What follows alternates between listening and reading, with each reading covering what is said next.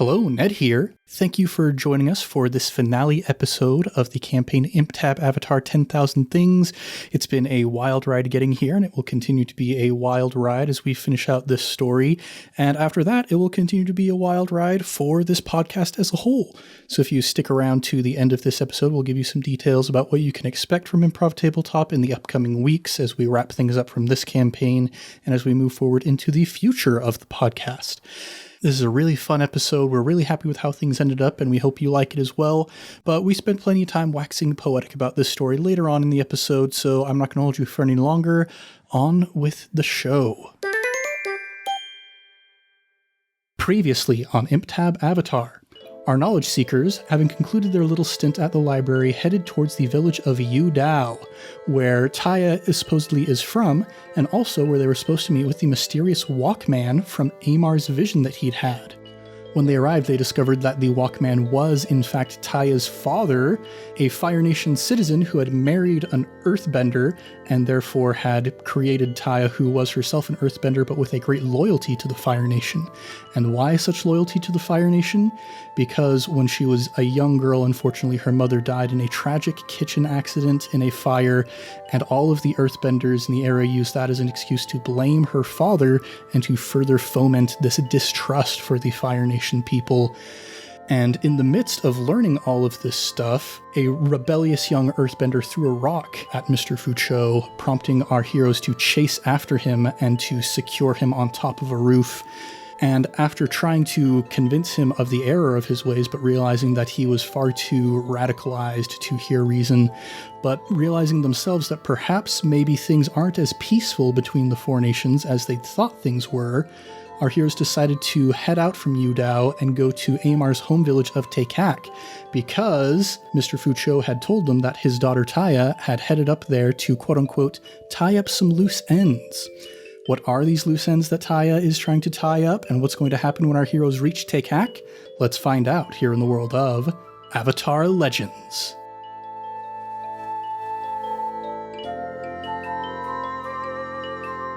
What's shaking, everybody? You're listening to ImpTab Avatar, the Avatar Legends actual play where we make up almost everything on the spot. I'm Ned Wilcock, your host and GM, and today I'm joined by... Caleb Anderton, I'm shaking, everybody. McKenna Steele, I'm squishing marshmallow. And Christian Randall, I want to fight.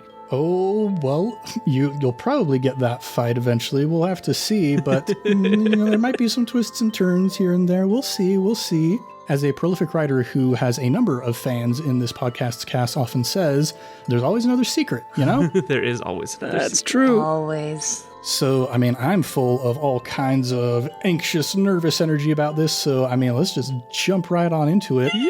Ooh, however, first, a little bookkeeping note. There was some Otter Penguins, Unagi, and Hot Springs stuff that happened last time around, meaning that some growth was marked, meaning that Ziah gets another advancement. I decided to level up my focus to no longer be a 0, but instead to be a +1. Booyah. So I can add that on my skills and training stuffs. Yeah, everybody has advanced twice since Je-Tsun switched over to the Elder. Dude, why didn't you do that sooner? It's so good. Yeah, I had this ability before I was the elder. we knew that. But you guys are tearing across the Earth Kingdom from the western edge to the very northern edge. Things getting chillier and chillier as you approach that northern border close to the northern water tribe. There is snow up in the higher peaks that you're passing by as you're motoring your way down through the valleys towards Taekhak. And Ziah maybe doesn't have quite as much of an emotional attachment to this place, but I would be interested in hearing what people are thinking and feeling about coming back to this village. Oh boy, what people? Yes, Ziah, how do you feel about going to Taekhak? So listen, I'm feeling, oh man, I'm really glad that I'm used to cold weather. But just feeling pretty excited. Marmar's telling me about how he's hungry, so I'm feeding him nuts. Mm-hmm. That's where I'm at. Yeah, Marmar, how do you feel about going to Taekhak? Awesome. Thank you, Marmar. Such profound words. We haven't heard from Marmar in a second. It's good to hear him again. Yeah. Yeah. He likes to observe. As for Je-Tsun, he is having quite a few feelings. He is still shaken from what happened last time, and this is not helping. As he's approaching, he's thinking about monk Je-Tsun, the one airbender who did end up perishing here. As far as he knows, he saw Je-Tsun go down and never found him, so he's kind of torn up about that. Obviously, the whole aspect of this is the place where his biggest mistake in life happened. There's a lot going on, but a big part of Je-Tsun is also kind of just keeping an eye on Amar and hoping he's doing okay, because he still has a father here who hopefully is still alive at this point. And as Je-Tsun watches over Amar worriedly, what's going through Amar's heart and mind? Amar is having a lot of mixed feelings, especially because coming in, a lot of the things that he knows should be familiar still aren't because of that Dai Li brainwashing business. But he's also thinking, you know what, maybe that's a good thing. Maybe it's good that things might come back slowly instead of all at once. There's a lot of grief, a lot of sadness in this place, but there's good memories too. And right now we're coming in here with a mission, so at least there's something to focus on. As we're driving, vrooming, if you will, as we get closer, I would imagine that I could feel you're tensing up since I'm riding on the back, holding on to you. So I'm just going to hold on to you just a little bit tighter, just as like, it's okay. You got this. Thank you. And you come finally puttering into the town. You can see the buildings starting to get a bit more clustered, where occasionally there was just like a little farmhouse out in the field. They start to become more and more bunched together until finally you can see you are in the village proper. I will say, as we approach, I take out that hat that I got back in Ba Sing Se, and I put it back on. Mm-hmm. I'm assuming this place still has feelings about airbenders, so... Yeah, that's probably wise. Valid. Yep, you've got your poncho to cover the rest of you, so now just a hat on top of your head to take care of that. And puttering on up into town, there's a little skiff of snow that's beginning to fall over this place, and it dampens the sounds of Fifi as you come revving in, dampens the sounds of the few people who are moving about the streets.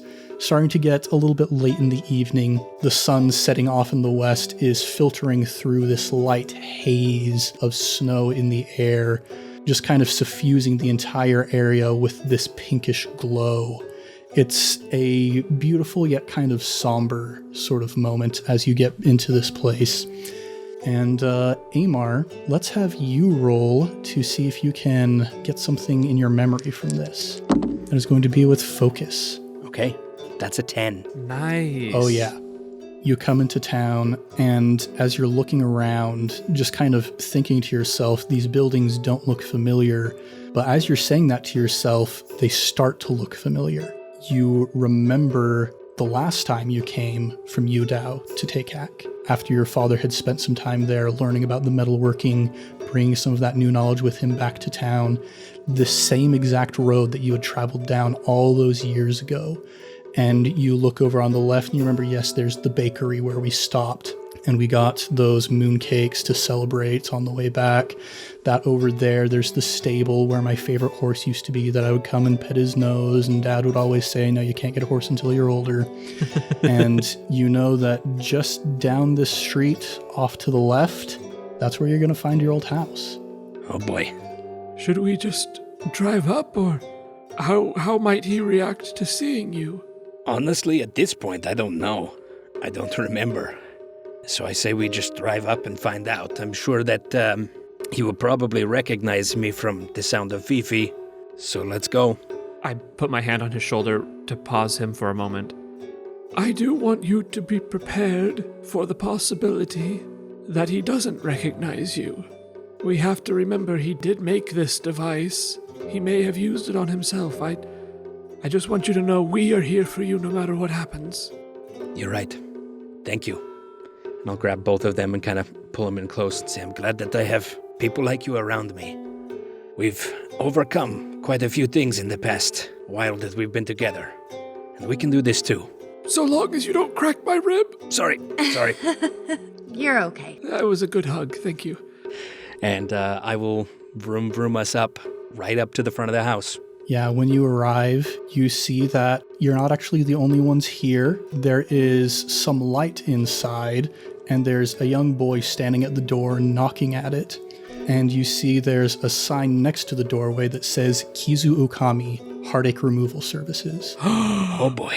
Why is there a little boy there? Yeah, he looks to be about maybe 13, 14 years old. And as you drive up, he turns away from the door and puts his hands in his pockets and kind of kicks at some of the snow on the ground and starts walking, like sulking by you guys. Hey. Were you trying... Did he not answer? Is no one home? Yeah, I've been knocking for like 5 minutes and just nobody's answering. Oh, what are you trying to do? Oh, just trying to, forget some heartache. You know how it is. Maybe I can help. What kind of heartache? Well, I asked Min if she wanted to go to the Phoenix Flight dance with me, and she said no. Oh, I'm so sorry. Well, I bet... Oh. Well, we're relatively new in town, and not entirely sure how these things work, but would it not be embarrassing if you asked her a second time after you forgot? Is that how he does this? And you see this deer in the headlights look cross his face, and he goes, maybe it's a good thing that Mr. Okami's not answering right now. I hadn't thought of that. Well, I bet there's somebody out there that would be so excited to go with you. Yeah, hey, I remember. Is the Beilong family still in town? Do they still live around here? Yeah, Min's their youngest daughter. Oh, yeah, okay. Well, that's what I was going to say. I remember that they, were known for having beautiful daughters. But anyway, the you know most what? beautiful daughters. I'm the sorry. most beautiful daughters in the entire village. Here's a coin. Go get yourself some chocolate or something. Thanks, miss. And he takes the coin and he goes rushing off towards that bakery. Oh, dear. Yep, Well, the good news is you don't really have to knock. You could just walk in. Yep. Here we go. Yeah, maybe we should hurry if he hasn't been answered for 5 minutes. Yeah, I'm just going to open the door and rush right in. Oh, yeah. Yeah, you put your weight up against the door and it is locked. I'm going to slice the lock with some firebending. All right, roll to rely on your skills and training. Alrighty, that is an 11. Oh, yeah. It is. You slice right through that lock, perfectly clean, and you shove the door open. And when you get into this front room here, you can see okay, yes, this is the front room of the house where I grew up, where we would often meet together, me and my mother and my father. Except now it's not so much a living space as it appears to have been converted into a place of business, or it would have looked maybe that way until very recently, because looking around here now, it is a scene of scraps and bits of metal very similar to the first memory that you have of waking up in the desert after the heist. Oh boy. And as you look around at all of these contraptions, all of these apparatuses that have been torn down and scattered across the place, you can hear, coming from a far corner of the room, a heavy breathing as if somebody is trying to calm themselves. I'll run over there. Dad, is that you? And you see this man who, Je-Tsun and Ziah, he looks strikingly similar to Amar, but older, gray around the temples in his hair, a few more wrinkles in the face. And he's on the ground with his knees up near his chest, his head clutched in both of his hands, running through his sideburns and up into his hair. And he just kind of starts muttering, and he says, the terrible woman, she ruined everything. I never should have started working with her. She came, she tore everything apart. I'm going to pick him up. I'm going to get him off the floor and get him onto the sofa or whatever's in the seating area and kneel down and get on his level and just say, it's okay, Dad. We came here as fast as we could. I have some friends and we can help you out. I'm just glad that you're okay. With this comfortable chair beneath him, he finally does start to calm down, and he pulls his hands away from his face, and his bloodshot eyes with tears streaming down from them turn to look at you. And now, Amar, we have another custom move here. When you confront Kizu Okami with something that would trigger a major memory in his mind, roll unmodified to determine whether he has chosen to remove that memory from his own mind. Oh, man. Oh, man. Ned, what? That's a 9. Okay. On a 10+, he remembers perfectly. On a 7 to 9, the memory is still there but is clouded, incomplete, or corrupted. On a miss, the memory has been erased entirely. Boy. He looks up at you and he sees the similarities in your face, and he reaches out and he puts his hand on your cheek. His hand is shaking a little bit before he just kind of collapses into your chest. And I just hold him. It's okay, Dad. It's okay. I'm back. I'm here. His breathing kind of re-escalates into sobbing at this point, and he says, I don't remember why you left, but I hoped that you would come back. I hoped that you could come back here away from all of the terrible things we have involved ourselves in. I'm so glad that she already left before you made it here. Mr. Ukami. We both turn. Yes? My name's Ziah. I'm a friend of Amar's. Did you see which way she went? Go ahead and roll to see if he remembers. I have notoriously bad rolls. That's a 6. He shakes his head and he says, no, I did not look to see where she went after she departed, but I would try to make myself forget what she did here, but... And he gestures around to all of the ruined machinery around him. She has removed that opportunity from me. Can I take one hand and adjust my glasses slightly until the light hits it in that classic anime way where it goes white and I go into assess a situation mode? Mm-hmm. Shing. Yep, roll to assess a situation. Since I am shaken, I have a +1 to assess a situation. Interesting. Very nice. This is a really cool playbook. It's a cool playbook. That is a 12. Nice. All right, you get to ask 2 of the questions. What here can I use to blank? Who or what is the biggest threat? What should I be on the lookout for? What's my best way in, out, or through? Who or what is in the greatest danger? I want to know, as far as I'm looking for clues as to where she could have gone. So what should I be out on the lookout for? Yeah, you look around at all the stuff that's been torn apart, and you're kind of just piecing together this trail of carnage. You're just kind of like, okay, if she started with this machine over here, if she smashed that, then she'd probably go over here, and you kind of follow it to this bookcase area with all of these research scrolls on there. Kind of like you might expect to see in a professor's office, almost like a filing cabinet. And you see it's been rooted through. The top couple of drawers have been completely emptied. Everything is just scattered all over the place. The bottom couple drawers are completely untouched because in that middle drawer, you see, presumably, she found something that she was looking for. All right, this is good.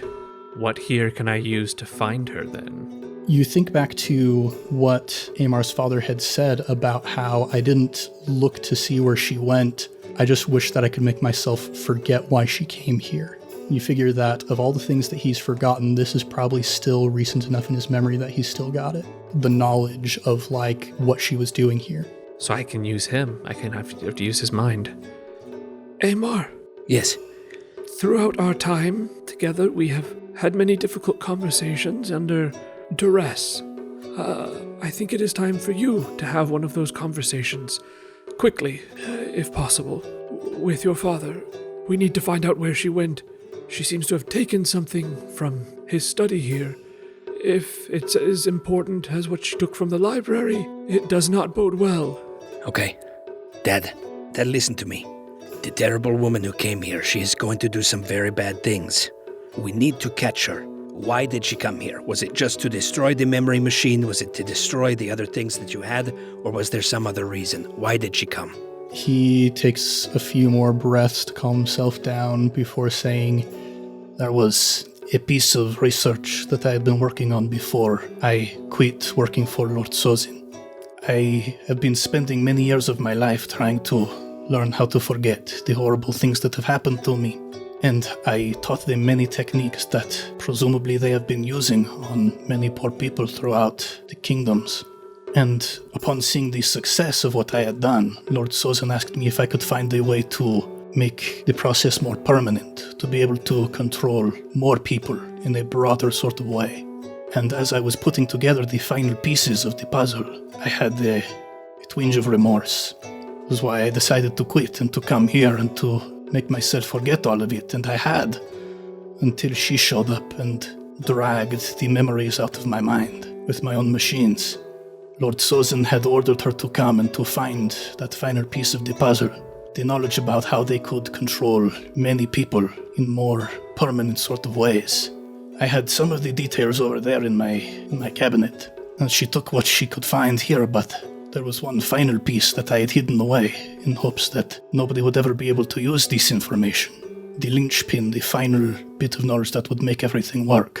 I hid it in a place where I thought it would never be found again. What was it, Dad? It's all about electromagnetic stuff. It's a very highly advanced technology. You know, we've come such a far away from believing that there were boy spirits and girl spirits in magnets that made them want to be attracted to each other. Yes, of course. We don't believe that anymore. Yes, it's complete hokum. It's really just a complete figment. Only a child would believe that anymore. Je-Tsun is in the background just like furrowing his brow. What a callback. What a callback, Ned. Oh, man. A little shout out to one of the Legend of Korra comic book series where they do go into the details of electromagnetism and mind control and whatnot. It's all canonical, everybody. It all fits. Yes. But he continues and says, the final piece of knowledge I put into a sealed metal tube, a tube that could be able to withstand high temperatures. And I hid it within that contraption of yours, that Fifi. You hid it inside Fifi. That's where she went to. She went to try and find where you were.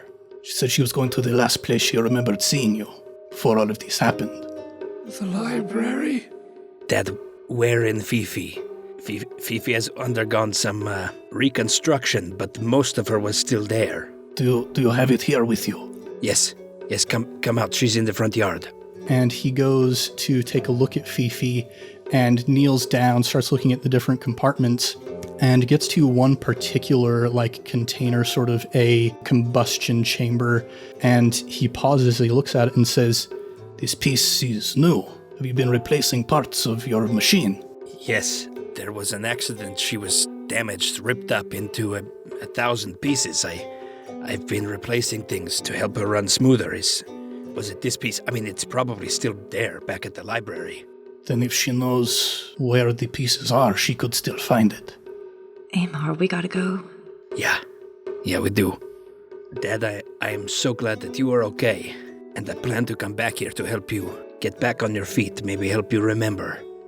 Is there anything else that you need to tell us before we need to go and stop her? I've forgotten much of the details of these things that we were involved in back in the day. I don't think there is much more I can give you logistically to help, but if you are fighting against Tiya, if you are fighting against Lord Je-Tsun, then finally we both understand what Papa was talking about, and we can both bring honor back to the family name. We must reclaim our honor. Always. And he reaches out and clasps your hand in his in kind of the Predator handshake almost. As you feel kind of the heat traveling between your hands, he pauses for a moment longer, and after a moment, like he seems to be working up the courage to say something, he looks up at you, the tears return to his eyes, and he says, I'm proud of you, Amar, and I love you. And I'll hold him, a big old father-son bear hug. I love you too, Dad. Now I'm going to go make Papa proud. I don't know what Je-Tsun is up to, but it must be big. We're going to stop it if we can. I'm gonna go up and put my hand on his shoulder. Don't worry, I'll take good care of him. He'll be back.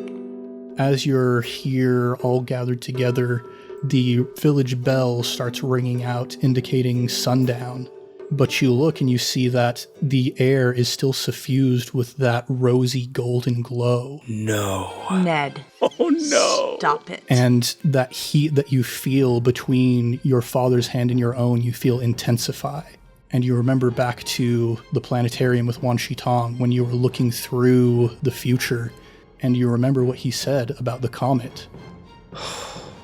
You guys better get ready. You know that firebenders get their power from the sun. Yes. Well, when there is a comet in close proximity, firebenders can gain almost 100-fold of what their regular powers are. And we need to get back to the library very quickly. You'd better hang on because we're going to be vroom-vrooming faster than we ever have. Oh, finally a stroke of luck. And your father claps you on the back and says, Vroom vroom, Amar. Vroom vroom. and as you get onto Fifi, Amar, you put your handles on the handlebars, and you can feel the energy, just this immense heat going through you, and you can see that the handlebars almost start to glow red just as you're sitting here holding onto them, preparing to firebend. Okay, old girl. You've been through a lot. This is going to be a big one. I promise I will fix you if anything goes wrong. But we just need to get there now. I will fire her up.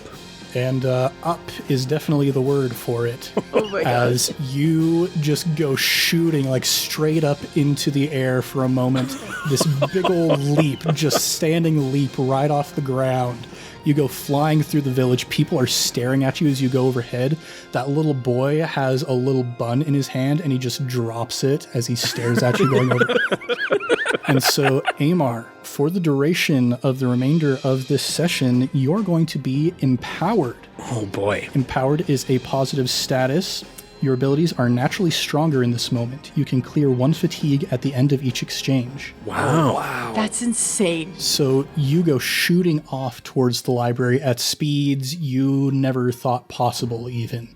Like when you were theorizing with Wan Shitong about what this moment would be like, you thought about, man, I could like really get going fast and then Ziah would really need to hold tight as we were moving along. And hey, it's happening. You just didn't expect that Je-Tsun would be screaming in the sidecar the entire time. Yes, I have the goggles on, but like they're almost flapping and my mouth is like open, my cheeks just kind of jostling. Your jowls. My old man jowls just kind of flapping in the wind. I'm clutching the stick I got from the tree, like daydreaming about turning it back into a glider so I can get off of this thing. Je-Tsun, can you keep it down? You're kind of ruining the moment. Ziah, isn't this amazing? Yeah, we can pull over whenever you need to. Absolutely not. And you go ripping across the Earth Kingdom. You're like turning everybody's heads as you're whipping past, just blowing by, basically a comet yourself, just streaking along the ground, kind of mirroring the movement of the comet in the sky above you. And in a pretty short amount of time, you're in the desert. You're going up over sand dunes, you're like a dolphin practically moving through the desert, up and down, up and down. And eventually you can see the spires of Wan Shitong's library off in the distance. Do we see anything like out of the ordinary pulling up? You get there and you come like screeching to a halt, and Yungtan and Zhongtao come rushing up to you. Yungtan's just like, wow, I know you were talking about this thing really getting some kick during the comet, but holy cow, that's really something else. Has Tiya been here? The Earthbender, is she here? And at Tiya's name, you just hear... And Yungtan goes, no, we haven't seen hide nor hair of her. And he's just kind of like elbowing Zhongtao in the ribs. She's coming. We need to prepare. And Zhongtao says, Wait, well, last time she was here, she didn't come in through the entrance. What are you good for? Let's get in there. and he's like, well, Wait, no, I'm good for something. and he goes just sprinting around the corner of the library. And he points kind of up towards one of the walls and says, She climbed in through this vent over here. Is there a rope hanging from that vent? there's a rope hanging from that vent. my gosh. I am sprinting full speed. I might be rocket boosting with some firebending to get to my shop where I keep the spare parts for Fifi. Oh yeah, we are on his tail. I'm going to set up 2 racing progress clocks. Oh boy. You guys are each going to get a 6 clock. And your goal, presumably, is to find Tiya, to engage with the enemy. That is what your clock is going to represent. Tiya's goal is to get out of Dodge. And so, as you're moving along, you will make some moves to try and find her. Failures will fill up ticks on her clock. Successes will fill up ticks on your clock. And we'll see if you can catch her before she manages to escape. The first thing I would like to try to do is I'm going to run to the center of the atrium of the library. And I'm going to take a deep airbender breath and just inhale. And then inhale again and just keep breathing in. And create a suction through all of the air vents in the library, hopefully shutting them all and pulling her deeper into the library if she's trying to escape. If she's already trying to get in, then she's going to get pulled in faster, but she won't be able to get out as easy, hopefully. All right. Roll to rely on your skills and training. Oh, I need this roll to be good. That's a 6. Oh. Unless somebody helps me. I will see Je-Tsun as I'm blasting away and yell down at him, "Come on, Je-Tsun, you're full of more hot air than that." When I hear him say that, I will squat. No. Yeah. I will do a deep squat as I take one more deep breath and push it up to a 7. Yes. All right. So that is a partial success. So as you give in that final last gust, you hear vents starting to clang shut, starting from near where you are, and then reverberating further throughout the library. And you're listening closely, and you hear another clanging noise, a strange like thump, kind of close-ish to the workshop area. And so we're going to mark 1 tick on your clock and 1 tick on Tiya's clock. Because a partial success would be 1 for each. Mm-hmm. That thunk was quite suspicious. Amar, I heard a suspicious thunk. It's near your workshop. I'm going to... Hold on. In the library, my brain pictures the workshop like in Hogwarts when you're going down to like Snape's potions class and there's all these like swirling stairs that you gotta go down to get down there. That's how my brain is picturing where this workshop is at. Am I just making that up? Yes, you are, and now it's canon. Okay, so I'm gonna freeze water to make it into a slide so we can get down there really fast. Ooh, roll to rely on your skills and training. Good thing you upped your focus. I did 13! Yeah. Oh, nice. Double 6s. Guys, this is the first time I've done this whole campaign. Wow. You go rushing towards the stairs, and as you're passing by this fountain kind of in the center there's like this dragon phoenix statue that has water coming out of its beak and whatnot. You grab a bunch of water from that fountain, and you start just like frozoning your way down this spiral staircase. Sick. And you're like melting the water from behind you to add it to the front of this slide as you're going down. And you guys are picking up speed as you're going down faster and faster. You have marked 2 ticks on your progress clock, and Tiya gets none. So you guys are at 3 out of 6. She's at 1 out of 6. Nice. Amar, now that we've arrived, do you see it? Do you see the piece? Is it here? I rush over and look at all of my pieces. In fact, I will use my firebending to slice cleanly through, like searching by slicing things in half. I know that this canister can handle just about anything I throw at it. So I'm slicing the other pieces to ribbons trying to find it. Yeah, let's say roll to assess a situation. That is a 12. All right. So you get 2 questions, and you get +1 ongoing when you're acting on the answers. What here can I use to blank? Who or what is the biggest threat? What should I be on the lookout for? What's my best way out, in, or through? Who or what is in the greatest danger? I'm guessing, this is just my logic, either we find the canister or Tiya has the canister. So what can I use to find the canister? All right. You're looking through, you're tearing stuff apart, and as you're staring, trying to find the one, you can remember back to like when you first got in here and we're looking at like the new pieces versus the old pieces. And you remember picking up this particular one and kind of shaking it and being like, that sounds bad. Something's really busted up inside here. And you remember that distinct piece of equipment, and it's nowhere to be found in here. Okay. She has it. And I'll yell, Tiya already has the canister. And for my next question, what can I use to find Tiya?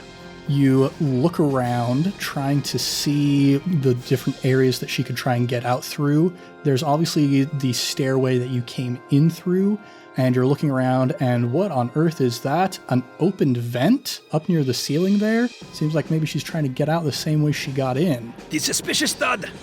I'm going to run up to Ziah, and I'm going to throw my arm around her in a very much like Superman Lois Lane and blast us off so that we are both flying through the air up and into that vent. All right. So, with your full success on assessing that situation, you have marked 2 more ticks on your progress clock. You are at 5 out of 6. Tiya is at 1 out of 6. For one last attempt, if I may, I love this library. It is my home. I have forsaken my previous life. I have thrown myself fully into this. And as an airbender, these vents have always fascinated me anyway, so I'm sure I've studied them while I've been here. Mm-hmm. Knowledge is a beautiful thing. So, very Mission Impossible 3D hologram, I pull up my little map in my brain. Your mind palace. I enter my mind library. Oh my gosh. I map out where I heard the thud, where she entered, and I am going to try. They're coming up from behind. I'm going to try and blast up through another vent and cut her off. And if I've done my calculations right, hopefully we should be able to push her down directly into the planetarium from the air vent that we're in between, if I timed this out right. So I'm going to try and do that. All right, roll to assess the situation. I'm not gonna lie. All I'm imagining is the New Girl episode where they're all in the They're all in the vent with the badger. with the badger. Okay, I get a +1 because I am in a state. That's a 10. Oh boy, so you get 2 of those questions. What is my best way through the vents? Yeah, I mean, I think with that narrative, you already know the best way through the vents. Like, you have them mapped out in your mind. You remember one particularly lazy day when you were like, I should just learn more about, like, the architecture of this building, right? And Shinlai being like, why do you want the blueprints for this place? And you're just being like, oh, I just like vents, you know, they move air, I'm an airbender. And Shinlai just being like, okay, nerd, whatever. Yeah, and you find yourself thinking, I always knew it would come in handy, take that, Shinlai. That was such a good Je-Tsun. And so, yeah, you know the exact path to follow to cut her off at the pass. And you get one more question. All right. I'm just going to say, honestly, since we first met that one earthbender who threw that rock through the window, Je-Tsun's been having a rough go because it sounds like Firelord Sozin's actually up to something that might be for real bad, not like esoterically bad. Like, he's doing something. He has plans to do some serious business, and it's all coming to a head, and things are getting really stressful right now. I don't really know why she's gathering this. Who or what is in the greatest danger from all this? What's really happening? You start thinking, and you are mind palacing so hard right now. Bits of red twine on the wall, thinking back to like the very beginning. What did they steal? They stole these scrolls and books about the Avatar cycle, about the air nomads. You think to like the xenophobia that's been going on between the different nations. You think about Lord Sozin's desires to expand outward. And you put together like that final piece of the puzzle when you remember Gyatso talking about his pupil. And you realize the Avatar is the person who's in the greatest danger right now. With that knowledge, I will almost create a solid wall of air behind me to just shove myself forward through these vents and pull my friends. Even though he's firebending, I'm going to create air, and we're all just going to meet in the middle, right on top of Tiya, and shove her through the vent into the planetarium. Yeah. So, with your successful roll, you have ticked the final section of your progress clock, and coming in from both sides, fire-assisted speed on one side, air-assisted speed on the other side, Tiya just like crawling on her hands and knees through these vents.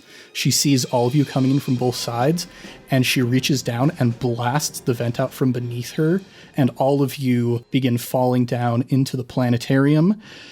I think it's time for an exchange, maybe? Exchange it up. Man. Would any of you like to defend and maneuver? I'm going to defend a maneuver. All right. Will anybody be advancing and attacking? And evade and observe? I will definitely be evading and observing. I will as well. All right. We're going to start with defend and maneuver. That is going to be Ziah and Tiya. So, Shit! Ziah, go ahead and roll with focus. That's a 12. Ooh, nice. You get 2 mastered or basic techniques or 1 learned or practice technique. I'm going to use my learn to practice technique. I'm going to use water whip. So as we're falling, I'm going to whip some water around Tiya and kind of use it to bring her up and then slam her on the ground. Oh, yeah. So you lash out. You mark 1 fatigue to inflict a condition or 2 fatigue, the target's choice. So she's trying to maneuver herself to get herself ready to like escape. And you're like, nope. You grab her and redirect her course as she's falling. And she slams down right on top of that stone dial in the center. Ooh. You hear a little crunch as she hits. And she's going to mark 2 fatigue for that. But it is now her turn. As she looks up and sees all of you falling down towards her, she is going to retaliate. Oh, nice. She like reaches out, and there were like a couple bits of rubble that kind of fell down off of this platform as she landed. She like picks them up and starts just kind of like orbiting them around herself, getting ready for one of you guys to act. That is going to do it for Tiya. We pass advance and attack and go to evade and observe. So Amar and Je-Tsun, both of you clear 1 fatigue and roll with creativity or harmony. Oh, dear. That's an 11. All right. You get 2 basic or mastered or 1 learned or practiced. I also got an 11. And the same for you. All right, well, the very first thing I would like to do as I land, I take my hands and just make 1 circular motion and then pull towards myself as I use Suction, one of my Elder moves. Snatch a small object off the ground or from a foe's hand with a sucking wind. The object snaps to your hand unless someone marks 2 fatigue to hold it or block its movement. I would like to steal the metallic cylinder. Nice. Ooh. Yeah, you look down and you see she's got this big satchel at her side, and like when she landed on that central platform, it clanged as it hit down, and you're like, yep, that's where it is. And so as she's focusing on like trying to retaliate against you guys, you reach in there and you put a gust of air into the bag, inflating it, allowing for the cylinder to pop out. As it does, she looks up at it with wide eyes, and she for sure is going to mark that 2 fatigue to try and block it. I thought she might. So she reaches out with her hand, and she grabs it and just like shoves it back down into the bag, and then takes a couple of those like bits of earth and kind of clamps them. It's kind of like a snap button almost. She just like clamps the bag shut with 1 rock on each side. Ugh, she's so good. So she is now marked 4 fatigue. I believe that does it for Je-Tsun, or wait, no, that is mastered. That is mastered. So you get another technique. I would like to slide around the blow. I'm just going to get up in her face. All right. So similar to how you got right up in Roken and Camelia's faces, you're pushing down with air as she's like rotating these bits of stone around her, and you're like kind of at a face-off almost, hovering like a meter apart or so, just both of you waiting to see what the other one does. That brings us then to Amar. What would you like to do? I'm going to test her balance. I'm going to get up right in her face as much as I can and just start questioning her. Just, Tiya, why are you doing this? You are an earthbender. You come from both earth and fire. You should know better. You should be keeping the 4 nations in harmony. As you are testing her balance like this, she looks up at you and kind of sniffs and's like, I see you've done your research. Well, why would I help the nation that has harmed me from my youth and tried to tear my family apart? Amar, do you happen to remember what Tiya's principle is? I want to say that it was subterfuge. That it was. Yes! Way to have that memory. Yes! The Dai couldn't delete that. That's right. So would you like to shift her balance away from center? I would. All right. She's now at +1 subterfuge. That brings us to the end of this exchange. Amar, since you are empowered, you can clear 1 fatigue if you have any marked. And also, I have another mystery progress clock that I'm tracking here. It is a 4 clock. Boy. At the end of this first exchange, one of the segments ticks, and as she's shouting back up at you about the nation that tried to tear her family apart, she starts kind of coughing and hacking, and you see some feathers fly out of her mouth. What? Oh boy. Next exchange. Oh boy. No. Can I do an in-between? Yes. I'd like to unlock my moment of balance. Yes! Ooh, okay. Oh. Okay, yes. Could you read that for us again? The pain of the world can be overwhelming, but balance brings peace. You bring everything around you to a stop. Villains, arguments, disaster, and set the world right. Tell the GM how your compassionate actions end a conflict utterly and completely. So as I hear, why would I try to defend the nation that's torn my family apart? I'm going to take a moment, take a big breath in. Tiya, what you are doing is no better than what they have done to you. All you're doing is making it worse. They need someone that is going to show them how to be better, how to be kind, how to love someone even when it feels like they don't deserve it. I can tell you that every single person in this room has lost someone in a way that is horrifying, that tears you, that wakes you in the middle of the night. And I know that it hurts. And I know that you want to do everything you can to fix it and to make it right. And I tried to shut out my bending because of it. I thought of my water bending as the enemy. But facing it and trying to find a piece of it and trying to learn to love it has healed me more than any type of vengeance or hating myself or hating anybody else could. I know there's a part of you that doesn't want to do this. Your mother was an earthbender. What better way could you honor her memory than stopping this? And I'm gonna go up and very timidly, making sure she's not gonna punch me, put my hand on her shoulder. As you have been saying all of this, as you approach her, you could see that she'd been trying to lift herself back up, coughing out more of these feathers. And you see she puts one hand behind herself to brace her up, but it slips out. And you can see that from the cuffs of her jacket and from the legs of her pants, feathers are starting to sprout out from these areas. Just these dark, sort of greenish black feathers almost creating this prison around her. And she's struggling as she's trying to lift herself up as you approach. And by the time you reach her and put your hand on her shoulder, you can feel this bulk of feathers underneath her jacket. Tiya, what is happening? As she begins coughing more, she says, I don't know what this is. I'm just trying to... And she looks around at the three of you. She looks at Amar, who was separated from his grandfather because of some actions that she had taken, now separated from his father as well. Looking at Je-Tsun, who was very directly separated from Lobsang because of her. Looking at you, who now is separated from Kiyumi because you had to leave her to try and stop this machination that's going on here. And she looks around at all of these people that she can suddenly start to realize that it's not just a nation. There are faces here that she is directly affecting. And that was a pretty long speech you had there. So these progress clocks have been ticking pretty quickly. And her jacket starts to split open at the seams, feathers pouring out, this bulk preventing her from moving. And you hear a massive whooshing of air near the entrance as Wan Shitong comes swooping into the planetarium, his neck elongated and dragon-like, his tail as well. And he looks down with rage as you all are standing above Tiya. Ziah, get back! I didn't do Get back! I didn't do anything wrong. And Wan Shitong's voice echoes throughout the entire room. You have done nothing wrong, Ziah.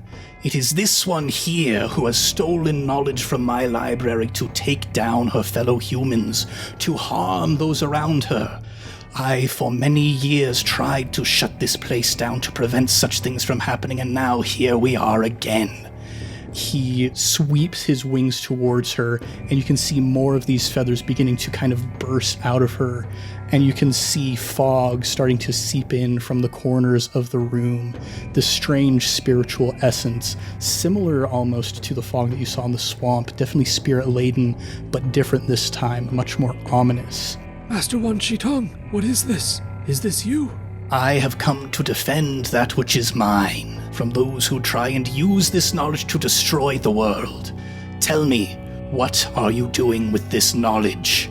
And the growth of the feathers stops, and Tiya coughs once more and spits up a couple more of those feathers. And she says, the plans are already in motion. You can try to stop this, but there is no way. Which nation are you going to save? Which nation are you going to try and stop Lord Sozin's troops from attacking? Will you go to Wolf Cove at the South Pole? Will you go to Taekhak on the western side of the Earth Kingdom? Will you go to any of the 4 air temples and try and stop what is already in place? The comet is overhead, and my people are stronger than ever before. So tell me, which place are you going to try and save? Just send us. Send us, Wan Shitong. Just send us.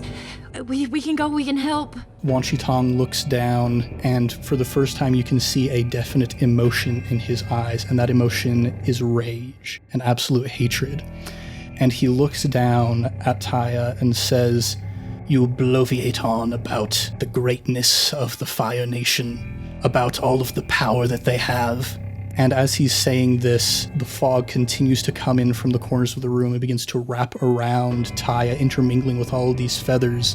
And he says, perhaps you can tell it to those who will wander with you in the fog of lost souls for the rest of your days. Oh, man. And you see Tiya struggling, trying to get out of this fog, but it gets thicker and thicker. And in a puff of feathers, the fog is dispersed, and you see the platform is barren.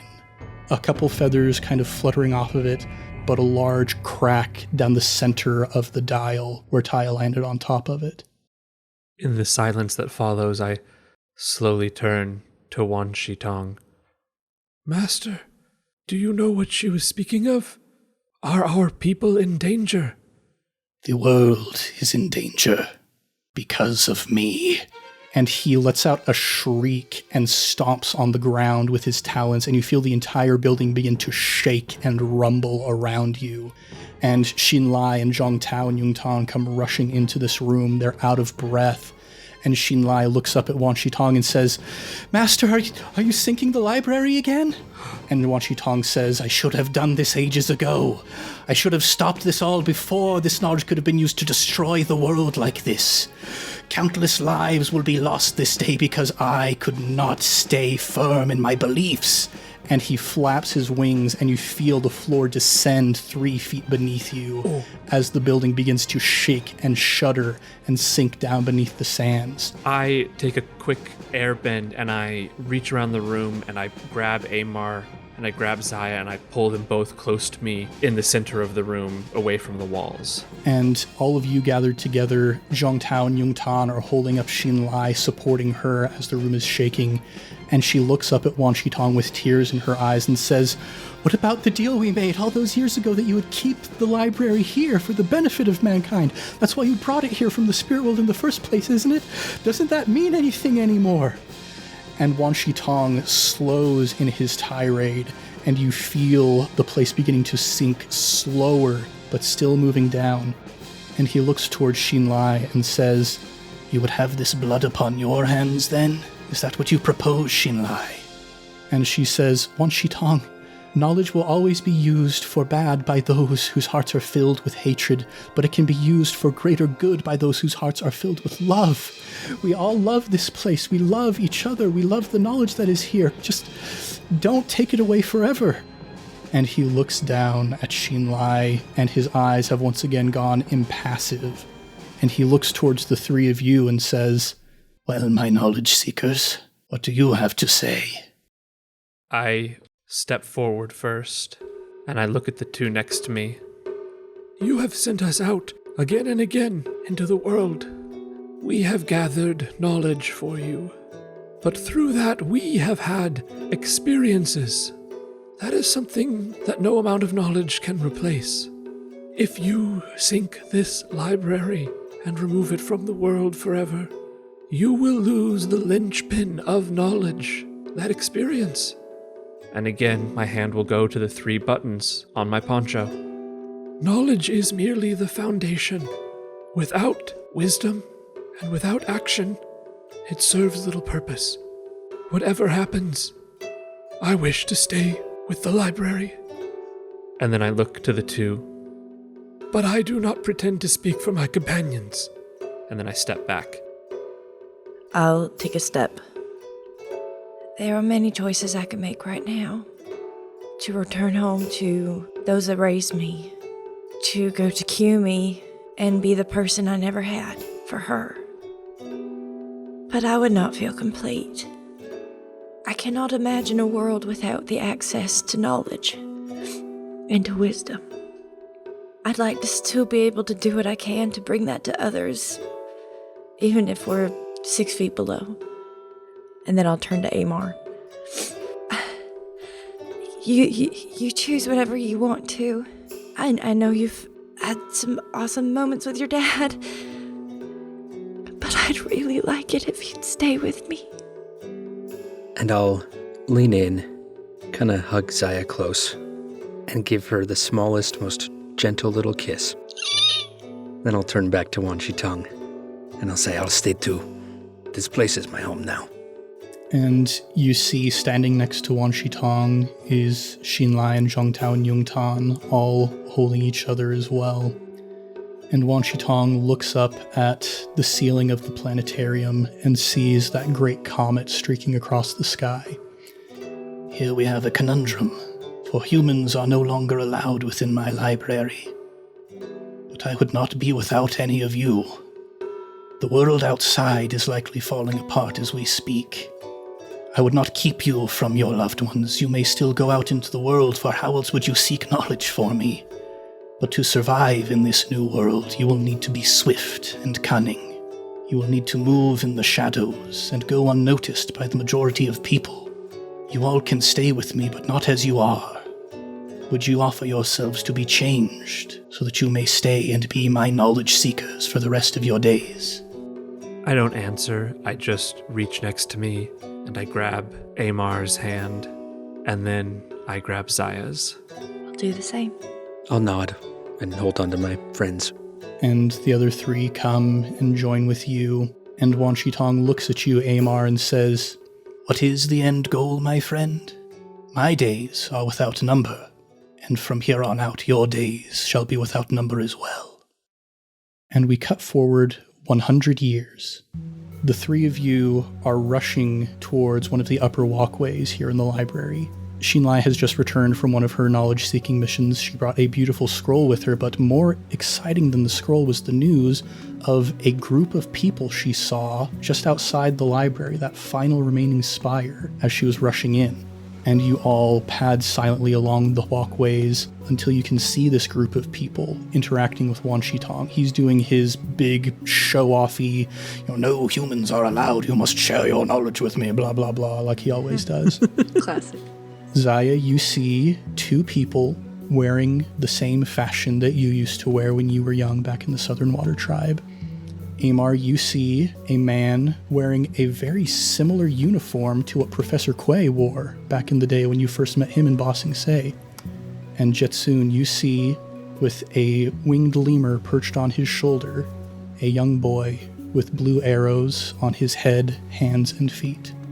Wan Shi-tong looks to the boy with the ponytail and says, You're not very bright, are you?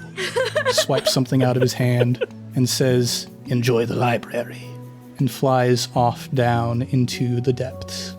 What would you like to do? I'm going to pad down the stairs and nip at the heels of the little airbender.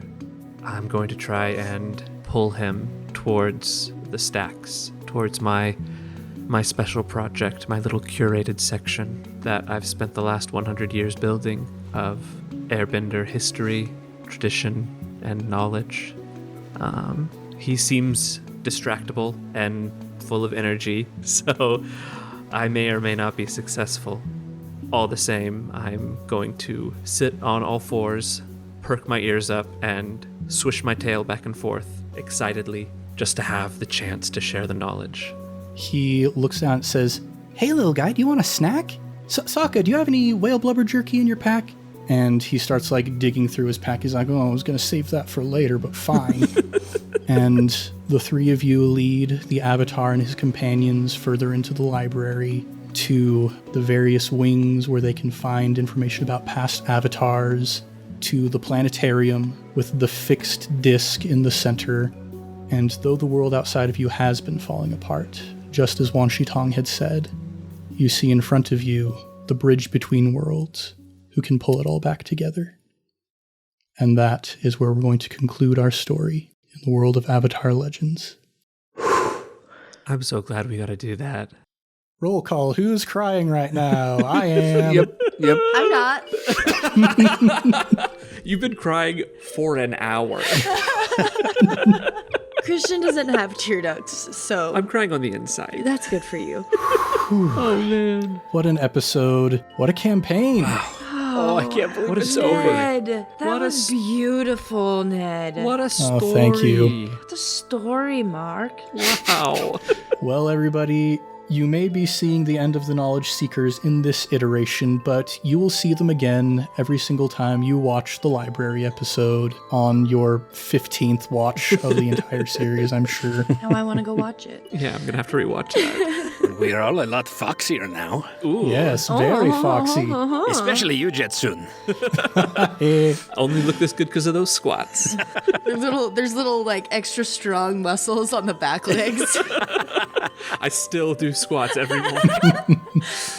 Yeah, this is definitely one area in which we've taken maybe a bit more artistic liberty with the canon, So in Wan Shi Tong's adventure guide, it says that, Wan Shi Tong has foxy knowledge seekers that go and get stuff for him, but it doesn't say that they were always foxes, so I'm going to take that and run with it. That's right. Oh, gosh. Well, we're going to have a very, very big talk back to go through all of this. In fact, if you're listening to this right now, we usually reserve the talk back for our patrons, but this one's going to be special enough. This is going to be a full campaign wrap-up mailbag episode. If you have any questions remaining that you want us to make sure we answer, any final loose ends to tie up, reach out to us. We're on social media at Improv Tabletop. We've got our email account, improvtabletop@gmail.com. If you're one of our patrons, you can get a hold of us directly in the Discord. We have so much to go over with this campaign, and we would love to leave no stone unturned as much as possible for you guys. So next week, you'll be getting a little update about the future of Improv Tabletop, where we're going to be going after this campaign. But the week after that will be our big campaign wrap-up. And so you've got a couple weeks to get those questions in. And, oh boy, I'm excited to dig into all of this and see what happens. Ooh. Quick addendum here. To account for cast schedules during the upcoming holidays and whatnot, we've decided that we're going to record this finale talkback episode on November 22nd.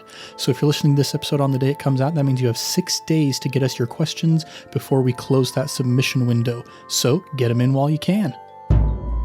That was beautiful. That was beautiful. Well done, everybody. That was, Ned, that was mostly you, but I love the group effort that was. That was really special. I'm just personally really glad that we got to do this in this format with the people listening and the interactions we've had. And I'm going to be able to go back and listen to this whenever, forever, and have this experience. And that's just so special and makes me so happy.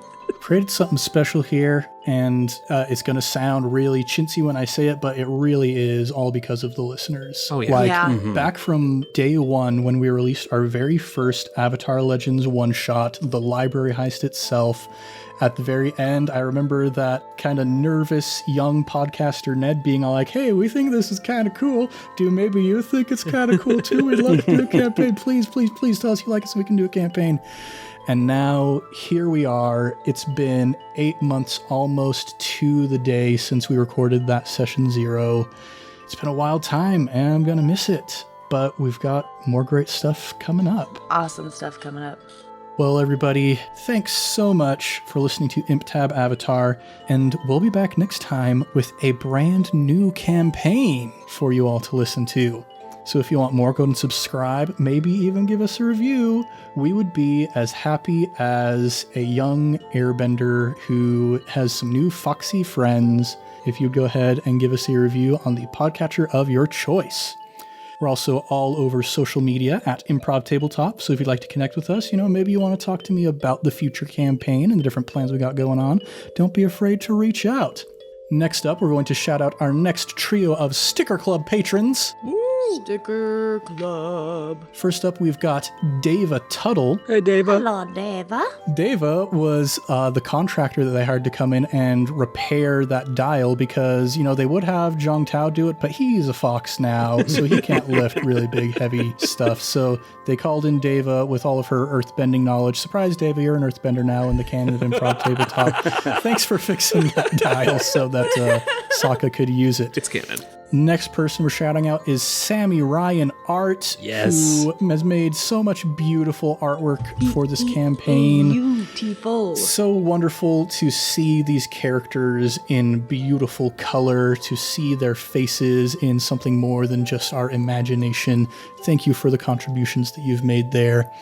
And the last person we're shouting out today is Tyson Lanzin, who, even though Je-Tsun is a foxy knowledge seeker now, still remains Je-Tsun's pupil because, like Wan Shi Tong said, you guys can still go out into the world and talk to the people you love. Mm-hmm. And goodness gracious, Tyson Lanzin has a direct librarian that he can get information back and forth from whenever he wants. It just takes a while to get the knowledge there from the library because it's a long journey for a fox.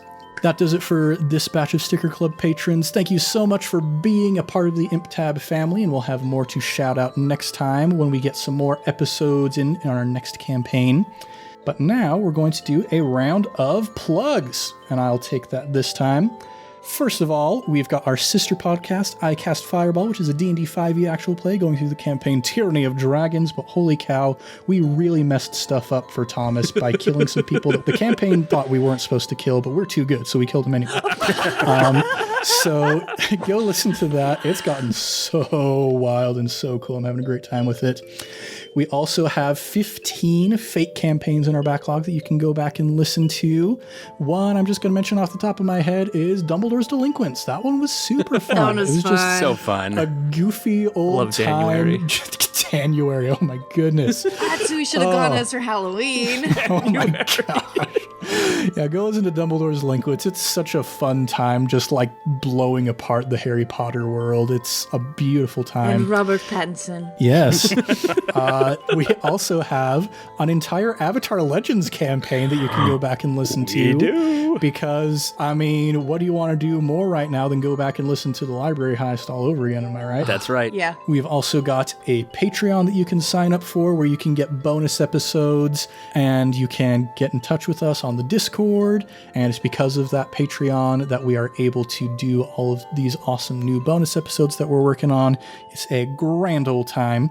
And then the last thing that I am going to plug in this final episode of this here campaign is I'm just going to publicly state my love for Caleb Anderton, McKenna Steele, and Christian Randall, 3 of my best friends in the whole world who have, I'm getting very emotional, who have given up a lot of their free time and their energy and have shared a lot of tears to create this story with me.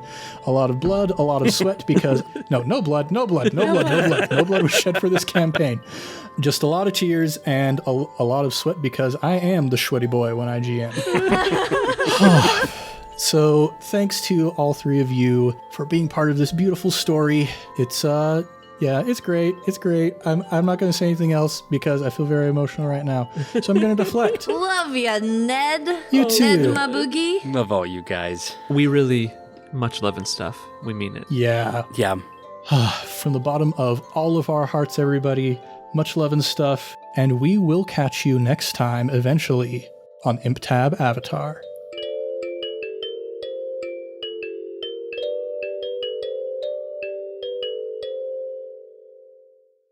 Guys, it's getting real. I don't want to do this. You don't want to do it? You're too stressed? I'm too stressed. That's why I haven't been talking a lot. If McKenna's not talking a lot, you know something's wrong. Facts.